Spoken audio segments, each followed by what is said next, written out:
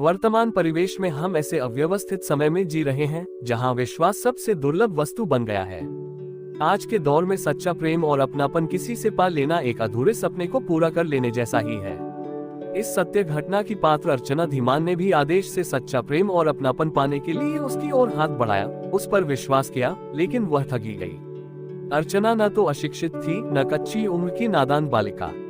वह 25वां बसंत देख चुकी थी। ग्रेजुएट कर चुकी अर्चना ने अपनी आंखों पर नए दौर का ऐसा चश्मा लगा लिया था जिससे उसे दुनिया चमचमाती और रंगीन दिखाई देती है। बेटी की बढ़ती उम्र को देखकर माँ बाप चिंतित थे। अर्चना के पिता देवनाथ धीमान उसके हाथ पीले करके अपने फर्ज से मुक्ति पा लेना चाहते थे। न्यूज़पेपर में उन्होंने उसके विवाह का विज्ञापन दिया था। रोज 5-7 लड़कों के फोटो बायोडेटा के साथ उनके पते पर आ रहे थे, लेकिन अर्चना किसी भी लड़के को अपने जीवन साथी के रूप में पसंद नहीं कर रही थी। उस दिन भी डाक से 3 लड़कों के फोटो अर्चना से रिश्ते के लिए आए थे। पति पत्नी उन्हीं फोटो को देख रहे थे। अर्चना के पापा, मुझे यह लड़का अर्चना बेटी के लिए पसंद आ रहा है। अर्चना की माँ एक फोटो देवनाथ धीमान की तरफ बढ़ाते हुए बोली, इसका कोची में 5 सितारा रॉयल होटल है। 50 आदमी वहाँ काम करते हैं, लाखों कमाता है। अर्चना रानी बनकर राज करेगी।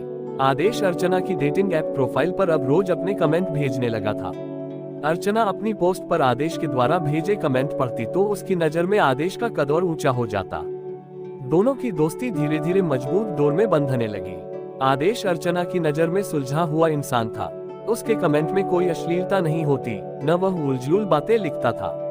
आदेश हमेशा इस खूबसूरत दुनिया के खूबसूरत नजारों की बातें लिखता, कभी निराशा के महत्व को समझाता, जिसके आधार पर इंसान अपना भविष्य तय करता है। आदेश मन से चाहता था कि अर्चना अपने मकसद में कामयाब हो जाए, वह एयर होस्टेस बनकर ऊंची उड़ान भरे। अर्चना पूरी लगन से एयर होस्टेस के लिए तैयारी कर रही थी। इधर उसका झुकाव धीरे धीरे आदेश की ओर होने लगा था। किसी दिन आदेश का यदि कोई कमेंट नहीं आता तो अर्चना उदास हो जाती थी। आदेश उसके दिलो दिमाग पर छाता जा रहा था। सोते जागते खाते पीते बस आदेश का ख्याल ही अर्चना की जेहन में उभरता रहता। आदेश उसकी नींदें चुराने लगा था, उसके दिल में हलचल मचाने लगा था। अब अर्चना का मन करता था उसकी पोस्ट से हटकर सीधे उससे बातें करे। अर्चना हिमाचल प्रदेश के जिला कांगड़ा के बनखेड़ी में रहती थी और आदेश बेंगलुरु में। दोनों के बीच बहुत लंबा फासला था। वह आमने सामने बैठकर बातें मुलाकातें नहीं कर सकते थे। अर्चना को आदेश से बात करने का एक ही जरिया नजर आया, वह जरिया था मोबाइल। मोबाइल द्वारा आदेश और वह रात और दिन बातें कर सकते थे, लेकिन अर्चना आदेश को यह सुझाव देने में हिचक रही थी। वह नारी थी, अपनी ओर से यह सुझाव देने में उसे शर्म महसूस हो रही थी। वह चाहती थी कि इसकी पहल आदेश करे। 13 मार्च 2023 बेंगलुरु के साउथ डिवीजन के DCPC के बाबा अपने ऑफिस में बैठे हुए एक फाइल देख रहे थे। तब उनके ऑफिस में एक पुरुष और महिला बदहवास हालत में पहुंचे।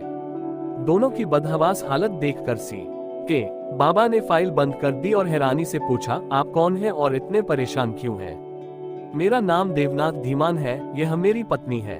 मैं बनखेड़ी जिला कांगड़ा हिमाचल प्रदेश क्षेत्र का रहने वाला हूँ। अरे, आप इतनी दूर से यहाँ मेरे ऑफिस में आए हैं? चौंक कर सी के बाबा अपनी कुर्सी पर सीधे हो गए। देवनाथ के चेहरे पर नजरें जमा कर उन्होंने पूछा, इसकी वजह बताएंगे? सर, मेरी बेटी का नाम अर्चना है। वह बेंगलुरु में श्री लक्ष्मी मंदिर रोड पर स्थित श्री रेणुका रेजिडेंसी में रहने वाले आदेश से मिलने के लिए 11 मार्च को दुबई से यहाँ आई थी। आदेश ने मुझे फोन करके बताया है कि अर्चना ने उसके फ्लैट की 4थी मंजिल से कूदकर आत्महत्या कर ली है।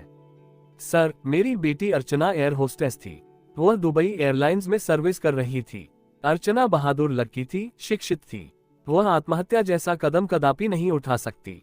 मुझे पूरा यकीन है कि मेरी बेटी अर्चना को आदेश ने धक्का देकर हत्या का षड्यंत्र रचा है। आप उसे गिरफ्तार कीजिए। अर्चना यहाँ बेंगलुरु में आदेश से मिलने क्यों आई थी? उस का आदेश के साथ क्या संबंध था? DCPC के बाबा ने पूछा। अर्चना बहुत